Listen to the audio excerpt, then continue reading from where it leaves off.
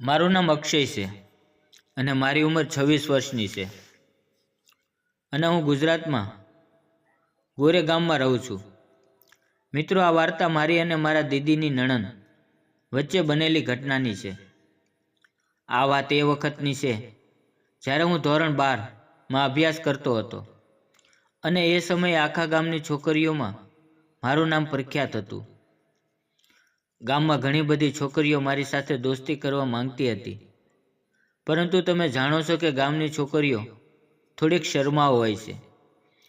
એ માટે તે મને કહેતી ન હતી. 12માની પરીક્ષા આપવા માટે હું મારી બહેનના સાસરિયામાં રામપુર ગયો. હું સવારે ટ્રેન દ્વારા બહેનના ઘરે પહોંચ્યો. હું જ્યારે ત્યાં પહોંચ્યો તો મને લેવા માટે મારી બહેનની નણંદ, જેનું નામ કામિની હતું, તે આવી હતી. તે દેખાવમાં ખૂબ જ સુંદર હતી. મેં તેને જોઈ તો હું તેને જોતો જ રહી ગયો. મેં મારી જિંદગીમાં પહેલીવાર આટલી સુંદર છોકરી જોઈ નહોતી. અમે બંને વાતો કરતાં કરતાં તેની સ્કૂટી પર જતા હતા. કામિની સ્કૂટી ચલાવી રહી હતી. હું આજે પહેલીવાર ઠંડી હવાનો આનંદ માણી રહ્યો હતો.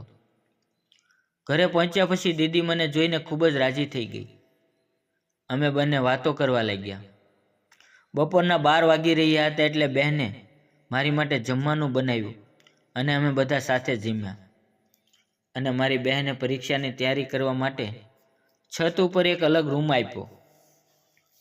તે રૂમ આમ તો ખાલી હતો, પણ એમાં થોડોક કામ બાકી હતું. તેની દિવાલની અંદર બહાર જોઈ શકાય તેવા છિદ્રો હતા, જેમાંથી આખી અગાશી દેખાતી હતી. મુસાફરી કરીને હું ખૂબ થાકી ગયો હતો, એટલે રાત્રે હું જલ્દી સૂઈ ગયો.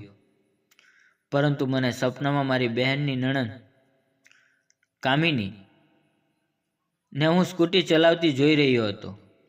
સવારે ચા નાસ્તો કર્યા પછી હું છત ઉપર વાંચી રહ્યો હતો. થોડીવાર પછી કામિની કપડાં સૂકવવા માટે ત્યાં આવી. હું છુપાઈને તેને જોઈ રહ્યો હતો, પણ તેને આ વાતની ખબર નહોતી. હવે આવું રોજ થવા લાગ્યું. તે ક્યારેક કપડાં સૂકવવા માટે આવતી તો ક્યારેક ખુલ્લી હવા ખાવા માટે. એનો આવવાનો સમય થાય ત્યારે હું વાંચવા બેસી જતો. ધીરે ધીરે તે પણ બધું નોટિસ કરવા લાગી. ધીમે ધીમે તે મારી સાથે વાતો કરવા લાગી. તે મારી સાથે લાંબો સમય વાતો કરતી અને પછી પોતાનું કામ કરવા જતી રહેતી. અમારા બંનેની વચ્ચે દોસ્તીની શરૂઆત થઈ ગઈ હતી.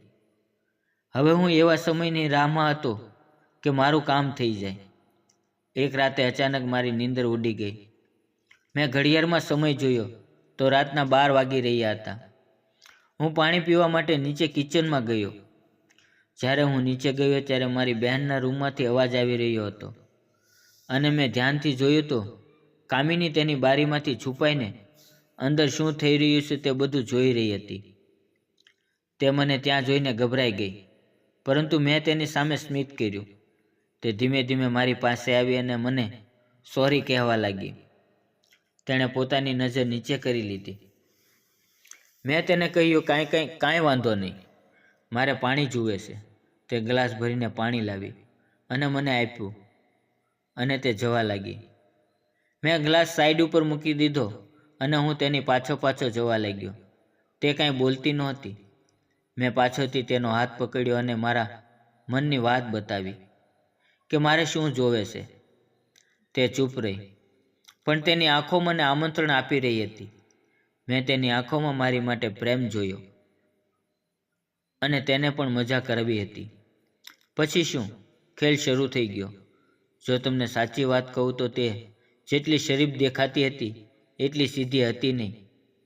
તેને બધા દાવપેચ આવડતા હતા. તો મેં તેને પૂછી પણ લીધું કે આ બધું ક્યાંથી શીખ્યું. તો તે મને કહેવા લાગી કે હું આ ખેલની અંદર પાકી ખેલાડી છું અને હું આ રમત ઘણી વખત રમેલી છું. હું સમજી ગયો. હવે સવારના 4 વાગી ગયા હતા. હું મારા રૂમ ઉપર પાછો આવ્યો અને મારા રૂમમાં આવીને સૂઈ ગયો. મારે 1 મહિનો રોકાવાનું હતું અને આ પ્રોગ્રામ રોજ ચાલુ રહ્યો. કોઈને પણ કાનોકાન ખબર ન પડી અને મને મોજે મોજ પડી.